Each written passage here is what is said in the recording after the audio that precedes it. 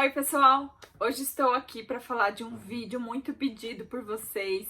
É sobre o desfraude. Chegamos na etapa, graças a Deus, tudo indo bem. E eu vou contar para vocês, vou dividir com vocês um pouquinho dessa nossa experiência, como foi, o que eu utilizei. Vou fazer um vídeo. Esse vídeo vai ser só explicando como foi o desfraude da Laura até o momento que está hoje. E eu vou fazer um outro vídeo dando dicas do que eu utilizei, o que eu uso para esse processo todo ter acontecido e que ainda continua. Bom, nesse vídeo então vou explicar para vocês desde o início que a gente tentou fazer o desfraude da Laura. Foi no ano passado, nas férias de janeiro, que a Laura completou 3 anos. Então eu decidi fazer o desfraude em casa, lá na minha cidade, que a gente estava de férias. Confesso que foi muito tenso, foi desgastante, estressante, porque a Laura não estava preparada, nem eu estava preparada. Mas eu queria tentar, e eu achei que era uma idade boa já dos 3 anos de estar fazendo esse desfraude, e eu queria muito tentar. Então, utilizei do piniquinho, carreguei pinico para sala, cozinha, em todos os ambientes, aonde ela estava, eu ia arrastando esse pinico junto, do lado dela. Coisas que não dá certo, gente. Dar muito líquido também dei, mas não era toda hora, todo momento que ela aceitava. E o que aconteceu foi que eu percebi que o xixi dela não tinha controle nenhum. Tanto ela não tinha esse controle, nem o xixi tinha o controle do tempo, né? O xixi saía em segundos, de minutos, de horas, nem chegava a ser horas, era segundos e minutos. Então fazia um xixi agora, não dava nem 10 segundos, já saía outro xixi. Então tava muito fora, assim, sabe, do controle, assim, não tinha um tempo certo desse xixi. E eu ia notando, eu via que tava assim muito desregulado o tempo. E foi então que eu fiquei 2 dias tentando, foi muito estressante e eu desisti. Um dos motivos no qual o comportamento dela mudou, ela estava um pouco estressada, eu percebi. Então eu comuniquei com a terapeuta e ela falou, então é melhor você parar. Foi aí então que eu parei, 2 dias, foi parei, desisti e deixei para tentar mais pra frente. Quando a gente retornou, então eu comecei a fazer a troca da Laura da fralda em pé e no banheiro. Essa é uma dica.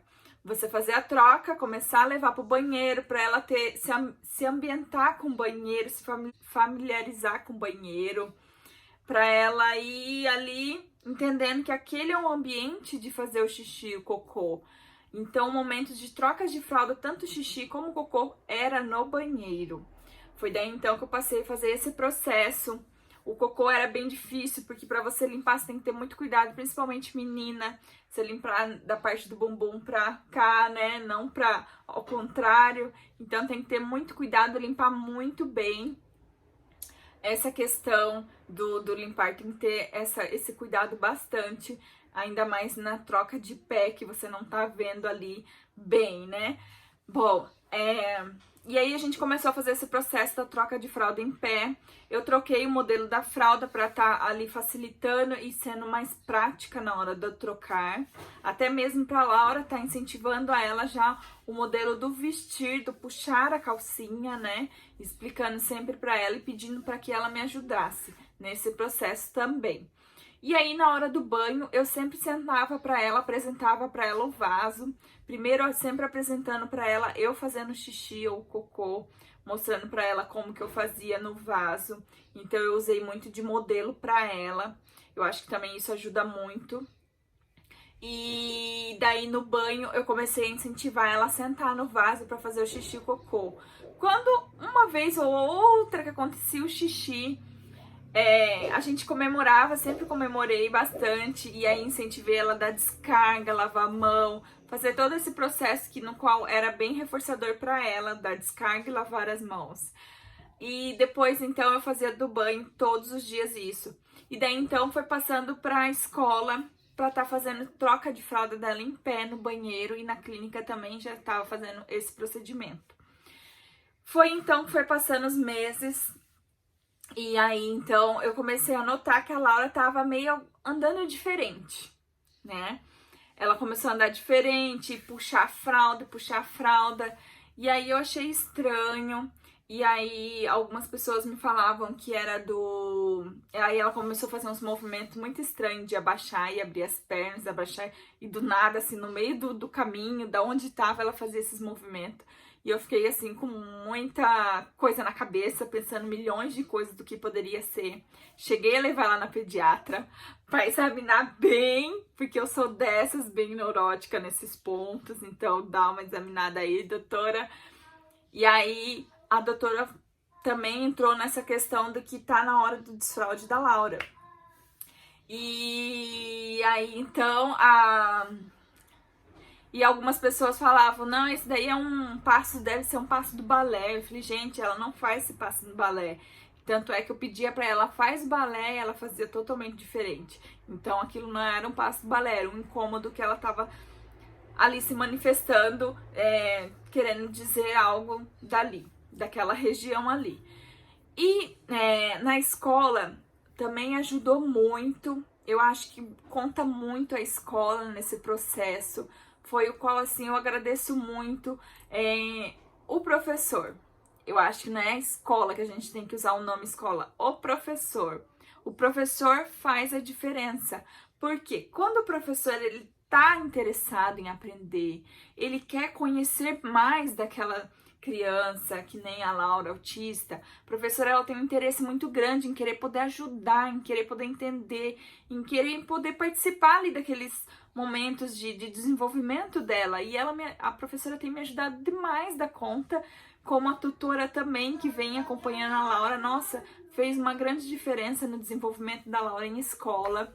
Tem nos ajudado muito, eu sou muito grata. Queria que fossem as duas, assim, até o final dos estudos da Laura com as duas, porque elas são sensacionais.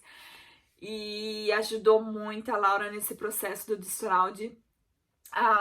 Começamos então fazendo esse processo da Laura ir no vaso. E no começo, gente, ela não acertava o xixi no vaso, nunca era de acertar no vaso, era raro. Até então foi que ela começou a acertar o xixi no vaso. Começou com o xixi da manhã, acertou, passei pra professora, fez tal horário. E aí a professora foi contornando ali o tempo, de 1 em 1 hora, de meia hora. E aí a gente foi ajustando o tempo que dava de cada xixi, anotando. E aí conseguimos compreender o tempo ali que estava dando de um xixi para o outro. Também o que ajudou a Laura nesse processo foi as amigas. As amigas fizeram parte desse processo, porque na escola a maioria já tá desfraudada, se não me engano.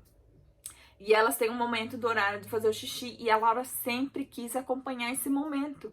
Então, mesmo com a fralda, ela ia e fazia todo o processo que as amigas faziam, de fazer o xixi no vaso. Muitas vezes a Laura não fez esse xixi no vaso, mas para ela tava igual, tava fazendo.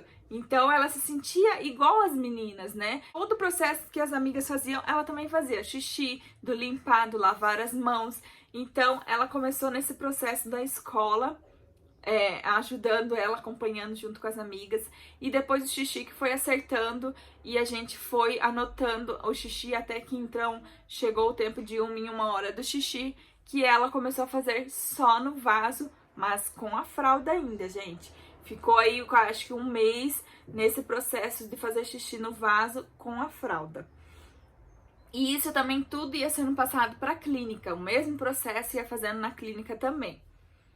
Daí ficou a Laura quase 1 mês fazendo xixi no vaso, sem fazer na fralda e usando a fralda. Até então que a professora me cobrou, Marielle, tá na hora de a gente fazer o desfraude da Laura. Ela não tá mais fazendo xixi na fralda. Eu falei, realmente, não tá, nem em casa ela faz. Só que tem o cocô, que o cocô a gente não conseguia pegar, porque ela só fazia no horário que tava em casa e ela se escondia. Ela queria um lugar tranquilo, um lugar que ninguém estivesse observando para ela poder fazer esse cocô. Então eu achava que a parte do cocô seria muito difícil para mim, muito difícil para ela. Eu achava que ia ser assim bem tenso e bem estressante, no qual não foi. Eu acho que foi mais fácil. Vou contar. Então, daí a professora me cobrou essa questão do tirar a fralda. E aí eu fiquei um pouco com receio, enrolei mais 1 semana. E aí a professora me cobrou, acho que você deveria começar no final de semana. E eu falei, meu Deus, será? Aí peguei, vim pra casa na sexta, no sábado ela tinha um balé. E eu pensei, meu Deus, vai pro balé, eu vou ter que fazer o desfraude, não vai dar certo. Então eu vou mandar ela de fralda pro balé e depois eu tiro. Aí eu falei, quer saber? É agora, é a hora. Senti no meu coração ali que era a hora.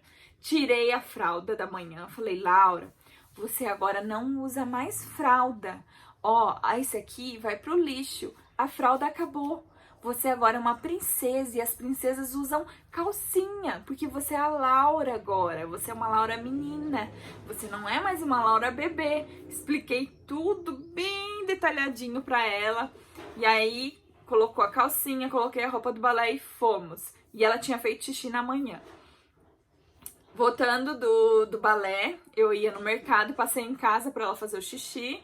E daí fomos pro mercado e ela totalmente sem fralda. Fomos à tarde pro shopping sem fralda, não teve nenhum momento de escape. Então eu estava super contente que estava dando certo. E na noite que eu pensei, usei lá minhas táticas que eu tinha.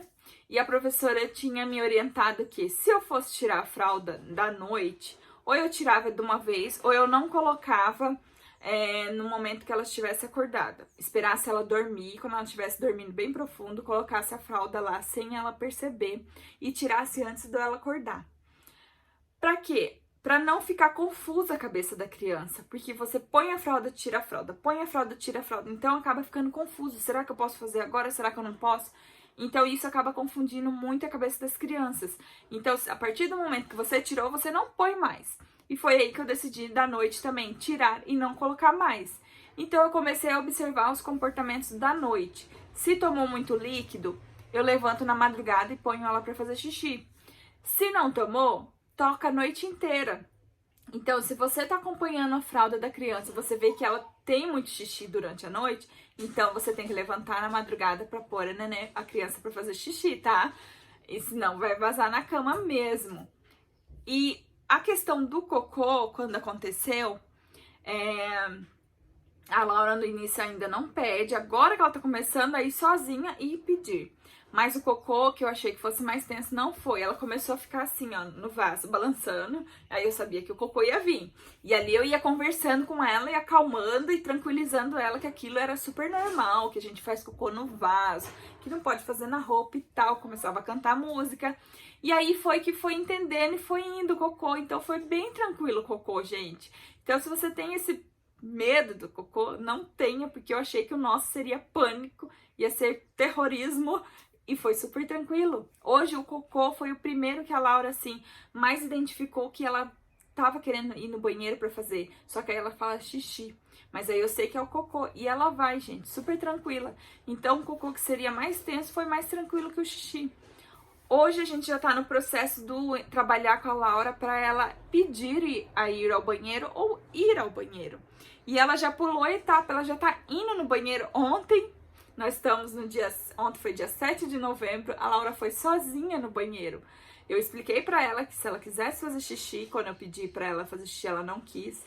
Que se ela quisesse fazer xixi, que ela fosse até o banheiro. Deixei a luz acesa, o suporte certinho no vaso. E quando eu fui lá mexer nas roupas pra lavar e tudo, estendendo, quando eu olhei, levei um susto. Ela tava sentada no vaso fazendo xixi. Ah, eu quase morri de alegria, gente. Quase surtei. Aí comemorei, expliquei pra ela que ela fez certinho, que ela não precisou da mamãe, que ela pediu, que ela foi ao banheiro, que é assim mesmo. E aí foi isso.